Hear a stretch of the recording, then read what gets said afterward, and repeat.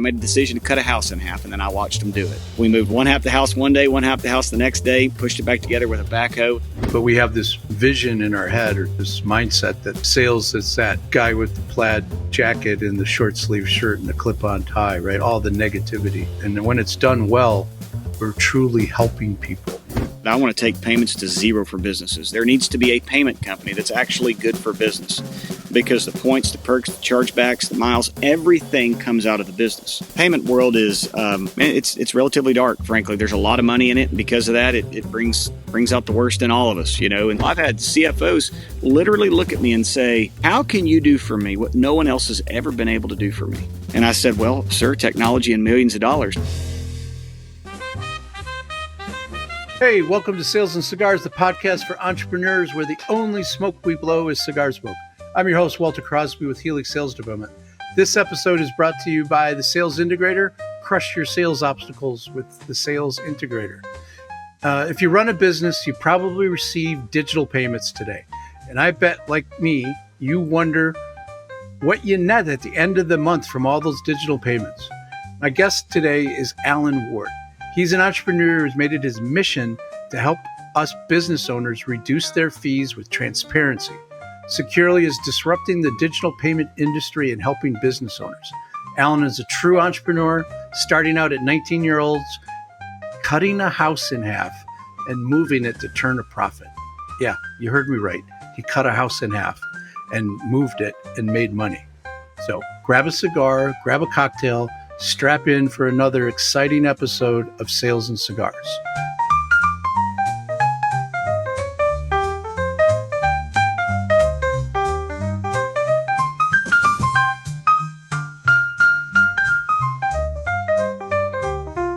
So, Alan, welcome to the program. Looks like you're sitting outside on a nice sunny day in southern Texas?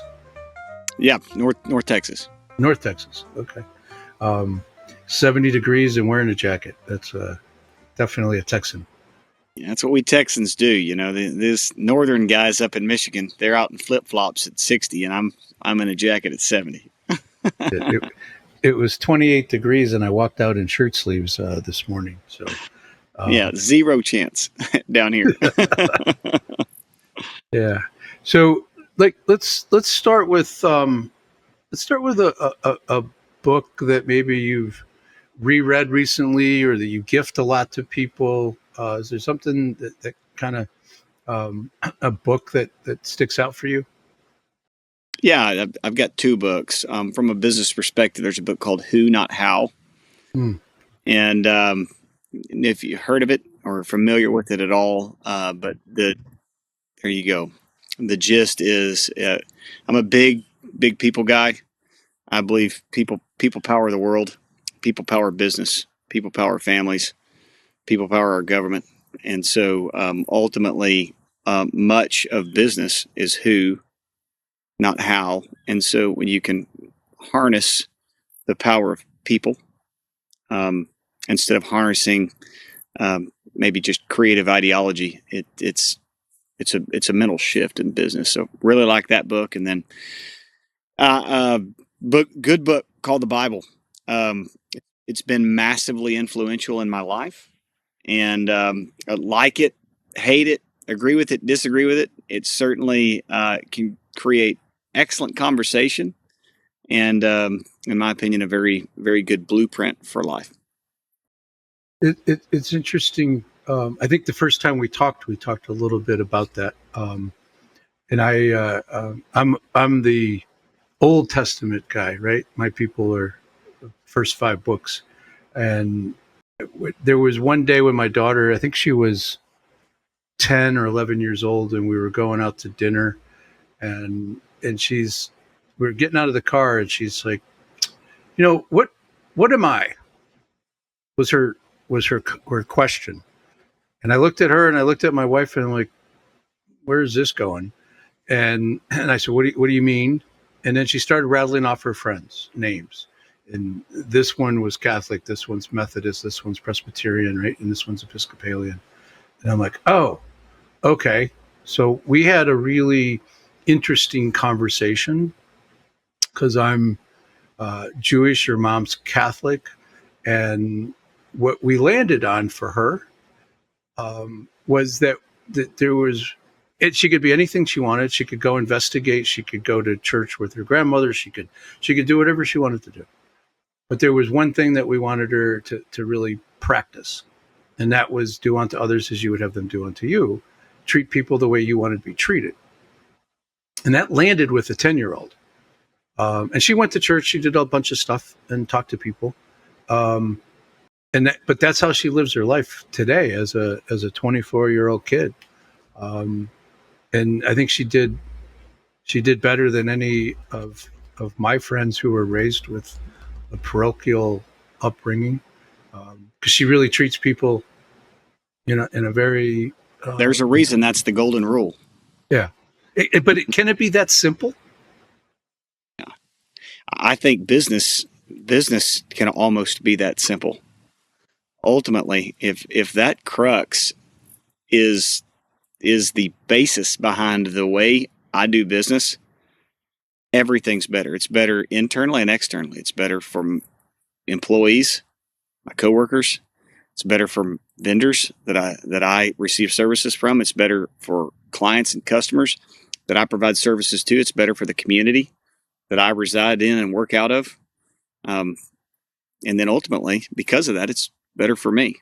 Many religions subscribe to that. Some call it karma, some call it golden rule, but almost all accept that. So I'm in agreement with you, man. It's a pretty simple concept, but some people struggle with their words and their actions, because those need to be in alignment.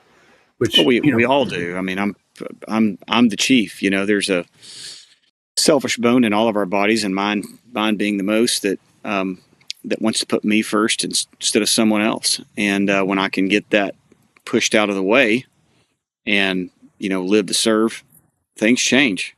And generally, as a leader, people want to follow someone that has others' interest in mind, and people get pretty bristly towards someone that doesn't. And so it's an effort of mine daily to overcome that selfish piece of me. I have 6 children, so that helps. Definitely. Wow. When I wake up, we've got 6 littles, and got a wife of just pure grace, been married for 20 years now. And, but I teach my kids, especially the older one or two of them, as they're old enough and cognizant enough to start understanding that we talk a little bit less about all the things we're supposed to do, and it's more of who you are. Who are you? And you operate out of a correct mindset, and we teach that. We teach that in schools and in life. What's your worldview? Your worldview directs so much of life. And so who are you? And your actions will flow out of a proper understanding of who we are. And so it's something I struggle with and learn from every day. That's kind of why it's called practicing a religion or practicing a faith, right? It's well put. It's a constant it's a constant thing, a constant struggle, if you will. But if we're all striving to get a little bit better, I'm happy to hear that somebody else is trying to teach the next generation what's really, really fundamentally important, because it translates to everything in life and in business. And that's what we're kind of here to talk about. But they overlap if we do it well. Is people, and that if we empower people to think, and we empower them to make mistakes, and understand that if we're doing the right thing. I was at a quarterly meeting last week where one of my clients, that's sort of their underlying core value: do the right thing, right, for the customer, for your coworker, for the company. And if we're doing the right thing, and maybe it didn't turn out right, you tried to do the right thing, and we can always learn from that, and directionally it was correct. So I love that. 2 great books. So let's talk a little bit. Let's go back a little bit. Let's give the audience a little. You've already given a little taste of how you think, which I think is important. But talk about how you got to where you are, CEO of Securely.io. Talk a little bit about the company, but how'd you get there? Like, what makes you want to be an entrepreneur? Yeah, great question. From the lemonade stands to mowing yards before I could drive, making my dad drive me around. It's part of being an entrepreneur generally is it's in your DNA, it's in your genes, it's how you're made. And bought my first first rental home piece of property when I was 19, and that was kind of a transformative moment. I bought a piece of property from a university that was condemning and tearing down homes for expansion, and learned that you could move a home, and you could potentially buy a home for, $5 or $10,000, pay a moving company to move it. If you could buy a lot and put all those pieces together, you could get a bargain and have upside equity quickly. And so did that. I remember meeting this house mover. They're a unique breed, man, that can do that. And met them over there, and they looked at me and said, "Oh, by the way, we can't move this thing. We got to cut it in half. So do you want to do it?" 19 years old. I made one phone call to a guy that I knew had moved a house before. I got off that phone, and in about 3 minutes, I made a decision to cut a house in half, and then I watched him do it. And we moved one half the house one day, one half the house the next day, pushed it back together with a backhoe. And what I learned in that moment, and that's kind of what started and really sparked the entrepreneurial true fire in me, is that there are many ways to make money in this world. Many are complicated, but few are willing to risk and take it to task. And when you push forward, you can do more than you ever knew was possible the day before. Literally didn't know it was possible to do such a thing. And so I'd say that's where that fire started as a late teenager, frankly. Did you go the corporate route? Did you stay entrepreneurial? Did you do small business? What was your path? I stayed mostly entrepreneurial all my life. My family was in distribution, and got pretty involved in that company, in that business. We're to a certain extent sell nationwide, largely regional though, and built sections of that company out. I had that opportunity. It was great. But inside distribution, and that's where securely where I'm at today came from. Inside distribution, we noticed that the cost to accept payment continued to go up and up and up. And I was pretty ignorant to that side of things and understanding why, but I knew the effect on the business. We also knew that we had to get paid quickly, and credit card and digital payment provided the means for that, but the technology to do it was weak, especially for payment on delivery and things specifically in distribution or the light manufacturing world. In the mid-teens, there was not great technology for that, and so exited my portion of that company in 2016 and set out to solve this problem back in 2016. And so started a company, named it Xero, Xero, and said, I want to take payments to zero for businesses. There needs to be a payment company that's actually good for business, because the points, the perks, the chargebacks, the miles, everything comes out of the business. And payers don't realize it today. And I said that there's got to be a company that actually exists to benefit the business and not a parasite that literally lives off of it, providing a service, but at a exorbitant cost. And set out to do that, and that's effectively what we've created today. It's been a long road and a lot of twists. Would love to share that when it's appropriate, but that's my origin story of why I'm in financial technology, why we have an embedded finance company today. It's an interesting story, because most entrepreneurs that I speak to have a driving passion for something, right? And they search for that vehicle to scratch that itch, right? And they saw something, they felt something, and they didn't necessarily have the answer in the moment, but they knew that it was necessary, and that's what it sounds like. Your world is that you had this drive to help a business, because payers, they're starting to understand. Like, you go to a restaurant now, and some places will charge you 3% if you're going to use a credit card over cash, and they won't take cash in some places. So which I think is illegal, but still try to do it. So that's your driver. So let's talk a little bit about those twists and turns, because every business needs to get paid, and every customer needs to make those payments. So it needs to be smooth on both sides and cost effective. So talk a little bit about those twists and turns, as you said, that makes sense. But I want to come back to the entrepreneurial thing and sales. I want to see how you feel about how they're connected. Twist and Okay. turns. Okay. Yeah. I'll jump right to the twist and turns. Let me, piggyback off your restaurant comment.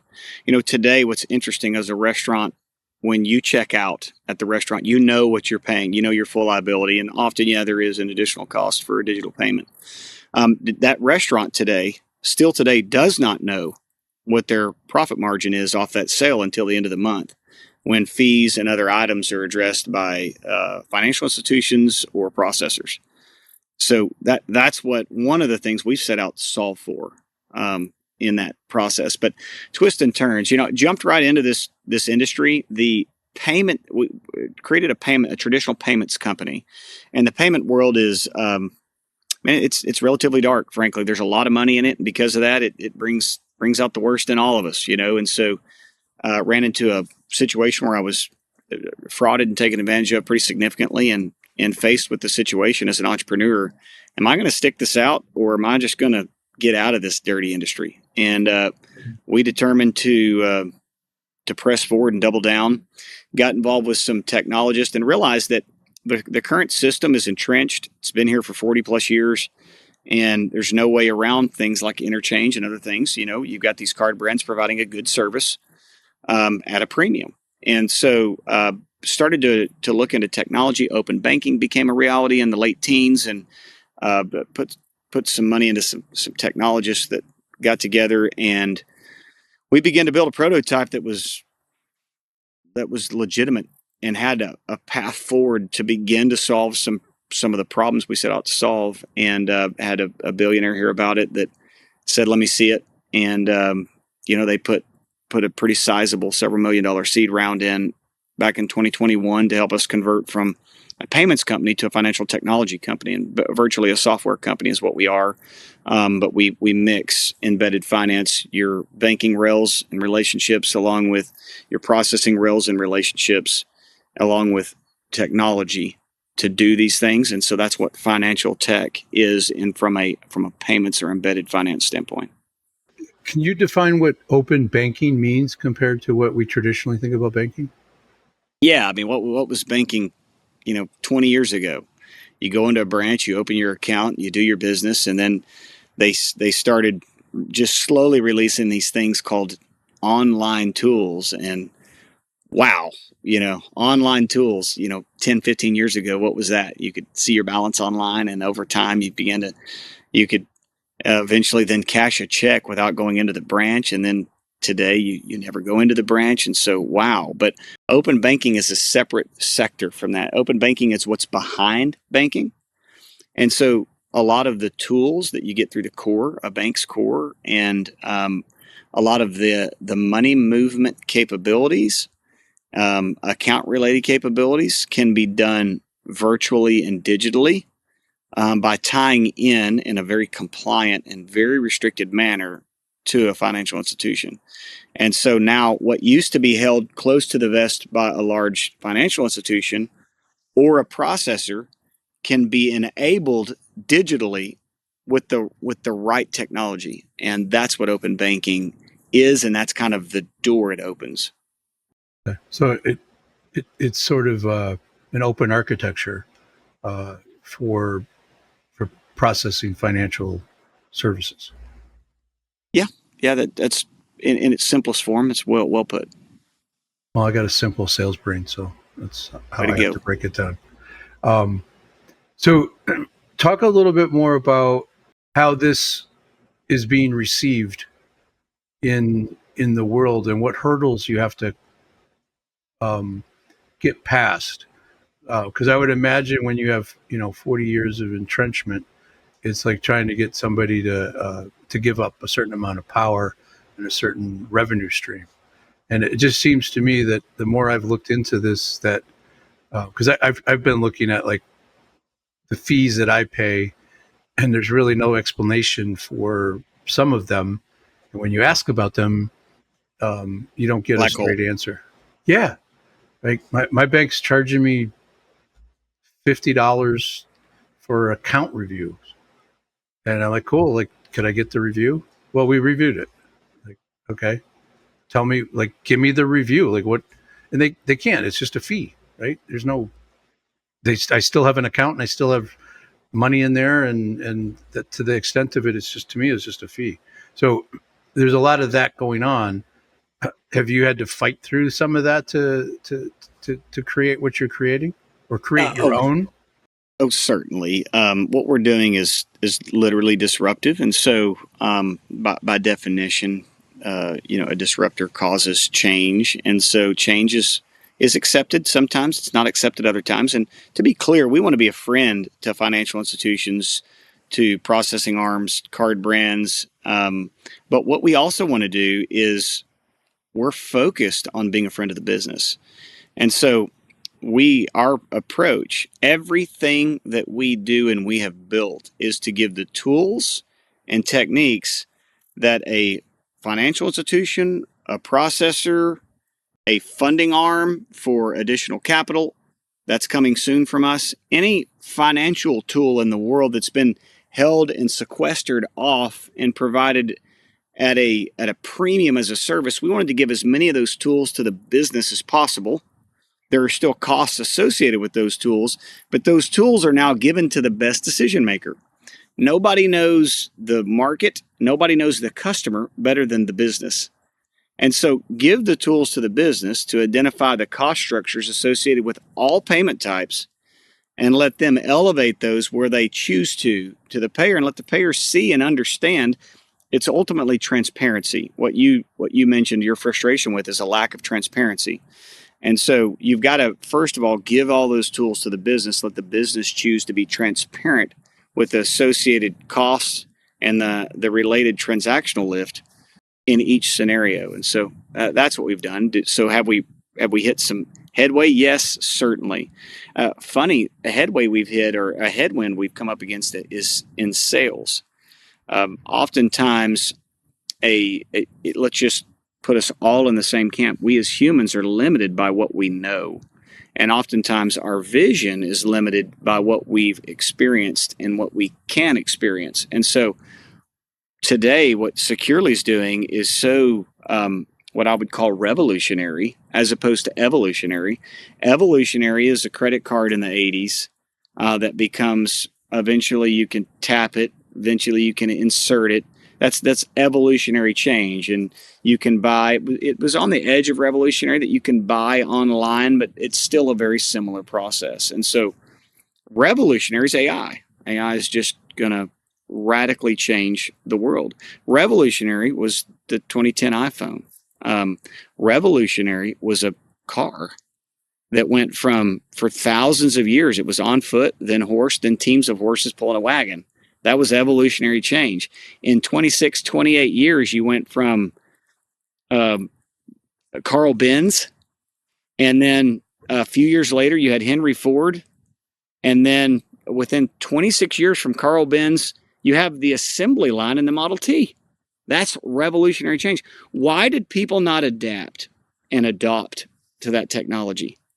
Man, looking back, it just looks crazy to think that people wouldn't take in a car. Well, multiple reasons. They knew how to service a horse. You clean the stall and feed them. How do you service an automobile? The infrastructure wasn't ready for automobiles. I mean, look at the ground clearance that some of those roads took. That's why they had a horse. Fortunately, Henry Ford saw in advance enough to put high clearance in until infrastructure could adapt. Has it adapted today? Massively. Now we can have lowriders. The third thing is there was risk associated. There were stories going around that the crank to get that engine going, when it wound tight, would let loose and break arms. And so there was a lot of risk with the unknown. You take that, while we don't adopt revolutionary technology, soon, and it won't be long, the world's going to look back and say, why on earth did those early folks not adopt AI? I mean, they were crazy. Well, it's the same principles. We don't know how to maintenance and work through that. The infrastructure is not really in place to accept AI yet.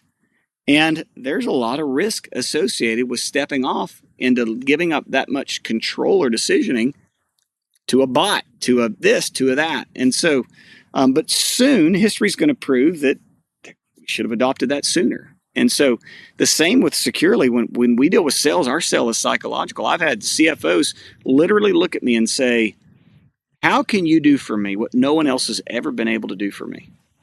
I mean, this is multi-million-dollar large corporations.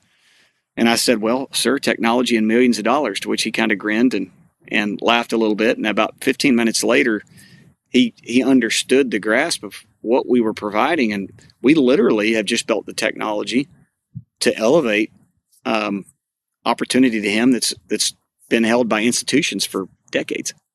You know, I see this happen with a lot of companies where they have something unique and they need to bring it to market, and people are either fearful or don't understand. So this what we have to do from my company and what we do is pivot to change that. Instead of pitching, what most salespeople will do, there's an education component to helping somebody get up to the knowledge base that you are, right? With the time and the millions of dollars and the technology that you've created to deliver this. So getting them educated to that, and then helping them see it, right? Like, oh, this does work, right? Now you have this belief, but they have to get past that fear and that doubt, and then they can see their dream is reality, right? And then the sale can occur. So it's a little bit slower. It's a little bit more intentful around the education component. But once they get it, and you have a bit of a challenge, a bit more of a challenge, because, you know, there's a lot of things that happen in the background that people don't understand. So there's a bigger education lift. But once they see it, it's like, you know, Katie, bar the door, get out of the way. And that'll crescendo and then just explode. Because you're right, AI is not going away. The internet didn't go away. Everybody was fearful. And I think AI is a little bit different in that we weren't trained to think in a way to use AI effectively, right? Our education system taught us to think in a particular way, and AI requires us to tell it what we want it to do and what we're looking for, and then filter that information. And we've been trained to remember stuff and follow a simple process. And AI is like, it's just so open, right? And it's only the beginning. So, and so that takes us back to that sales entrepreneurial piece. Entrepreneurs must be salespeople, in my belief. Most are, I would agree. But when you think about your career, were you a salesperson? Were you selling ideas? Were you selling things? Or were you, did you think of yourself as a salesperson at any point? Yeah, I would say that I've understood my ability to present vision and rally a team around that to achieve something. I mean, ultimately, in my seat, I'm selling multiple ways. I've got to sell, obviously, to the client. You know, from a technology startup, you have to sell to certain size vendors. You know, if you want larger vendors to give you the treatment of a larger company, and then you're selling to certainly team members along the way. You're selling up to investors and a board, and it's got to be done a little differently in every direction. And so I would say, yeah, I see that, and I'm thankful for the ability to do that. At its essence, I mean, Daniel Pink wrote a book called "The Sell is Human," and it really talks about that.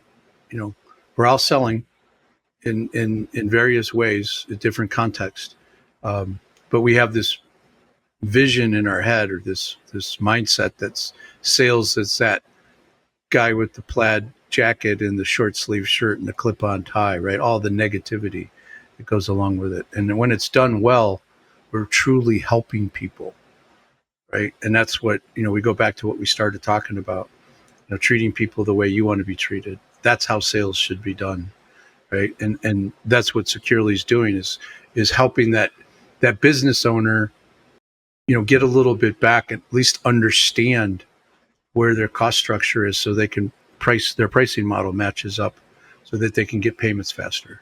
So I applaud the effort. I applaud the entrepreneurial spirit to go, because, this is not an easy road, and it's not inexpensive. You've made some investment and worked hard to get there. So, if somebody wants to learn more about Securely and what you're building and the momentum you have, where do they go? Where do you want them to? They could simply go to securely.io as a website just to get a glance. That's by far no means comprehensive, and that's intentional right now. We're stepping into a Series A raise that's significant raise right now, and we've got multiple national brands running on our infrastructure and a tremendous amount of interest, and really putting together and building a team out right now. So hit me up on LinkedIn. We would love to communicate with you. We work with international companies down to smaller. Our ICP is largely, mid-market and enterprise clients, but the customer base that you described potentially fit pretty well. We will treat you honorably, and if we don't feel like we can assist you, we may help point you to someone that could. But we'll be upfront with you, and no games here. That's part of our MO, is to truly, genuinely be a friend of the business. And it's refreshing. So we'll have the website in the show notes, folks. We'll put Alan's LinkedIn in there and the company's LinkedIn page, so you'll be able to reach out and learn more. And I think it's something we want to watch and pay attention to, especially if we're doing a lot of digital payments in our business. This is something to keep your eye on, because it's gonna help. And it's a refreshing approach to business, because it's for the business, right? We're not trying to grab something else from the business owner, right? Entrepreneurs work too hard. So I love it. Ultimately, we can reduce every payment related cost by up to 98%.